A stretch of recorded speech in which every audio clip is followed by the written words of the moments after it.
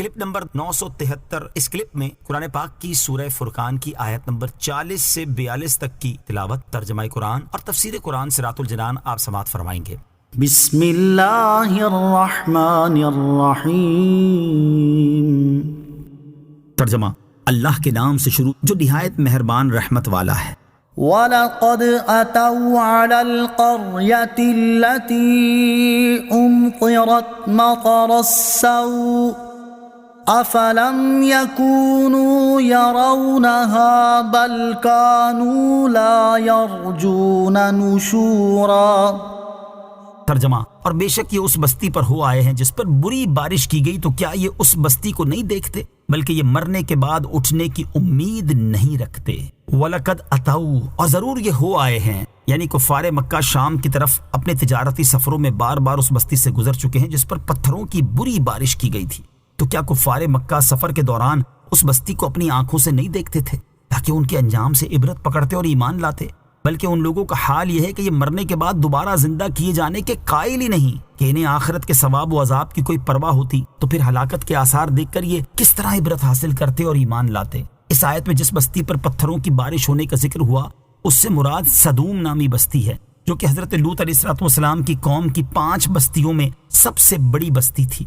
حضرت لوط علیہ السلام کی قوم کی بستیوں کے بارے میں مفسرین کا ایک قول یہ ہے کہ 5 بستیوں کو ہلاک کر دیا گیا، اور ایک قول یہ ہے کہ ان بستیوں میں سب سے چھوٹی بستی کے لوگ تو اس خبیث بدکاری کے عامل نہ تھے جن میں باقی 4 بستیوں کے لوگ مبتلا تھے، اس لیے انہوں نے تو نجات پائی، جبکہ بقیہ 4 بستیاں اپنی بد عملی کے باعث آسمان سے پتھر برسا کر ہلاک کر دی گئیں۔ حقیقت میں 4 یا 5 بستیاں ہلاک ہوئیں، لیکن یہاں صرف ایک کا ذکر اس لیے ہے کہ کفار مکہ کا تجارتی سفروں کے درمیان جس بستی سے گزر ہوتا تھا وہ یہی تھی۔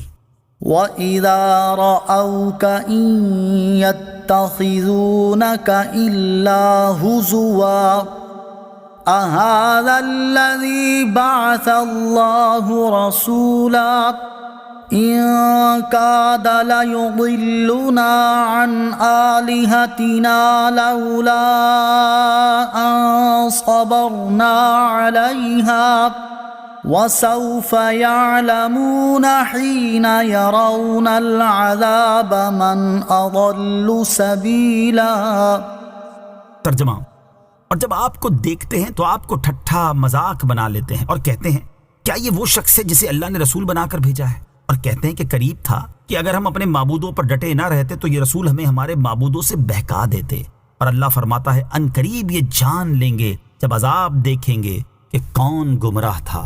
وَإِذَا رَأَوْكَ، اور جب آپ کو دیکھتے ہیں، ارشاد فرمایا کہ اے حبیب صلی اللہ تعالی علیہ وآلہ وسلم جن مشرکین کے سامنے آپ نے سابقہ قوموں کے واقعات بیان فرمائے ہیں، یہ جب آپ کو دیکھتے ہیں تو آپ کو ٹھٹھا مذاق بنا لیتے ہیں اور کہتے ہیں کہ کیا یہ وہ شخص ہے جسے اللہ تعالیٰ نے اپنی مخلوق سے ہماری طرف رسول بنا کر بھیجا ہے۔ ان کادا، قریب تھا۔ اس آیت میں ارشاد فرمایا کہ وہ مشرکین مزید یہ کہتے ہیں کہ اگر ہم اپنے ان معبودوں پر ڈٹے نہ رہتے اور ان کی عبادت پر ثابت قدم نہ رہتے تو قریب تھا یہ نبی ہمیں ہمارے معبودوں سے بہکا دیتے۔ اس سے معلوم ہوا کہ سید المرسلین صلی اللہ تعالی علیہ وسلم کی دعوت اور آپ صلی اللہ تعالی علیہ وسلم کے اظہار معجزات نے کفار پر اتنا اثر کیا تھا اور دین حق کو اس قدر واضح کر دیا تھا کہ خود کفار کو اقرار ہے کہ اگر وہ اپنی ہٹ درمی پر جمے نہ رہتے تو قریب تھا کہ بت پرستی چھوڑ دیں اور دین اسلام اختیار کریں۔ خلاصہ کلام یہ ہے کہ دین اسلام کی حقانیت ان پر خوب واضح ہو چکی تھی اور شکوک و شبہات مٹا ڈالے گئے تھے، لیکن وہ اپنی ہٹ درمی اور ضد کی وجہ سے ایمان قبول کرنے سے محروم رہے۔ وَسَوْفَ يَعْلَمُونَ، اور ان قریب یہ جان لیں گے۔ ارشاد فرمایا کہ ان قریب جب یہ لوگ آخرت کا عذاب دیکھیں گے تو اس وقت جان لیں گے کہ کون گمراہ تھا۔ یہ کفار کی اس بات کا جواب ہے جو انہوں نے کہی تھی کہ قریب ہے کہ یہ ہمیں ہمارے خداؤں سے بہکا دیں۔ یہاں بتایا گیا کہ بہکے ہوئے تم خود ہو اور آخرت میں یہ تمہیں خود ہی معلوم ہو جائے گا، اور رسول کریم صلی اللہ تعالی علیہ وسلم کی طرف تم نے جو بہکانے کی نسبت کی ہے وہ محض بے جا ہے۔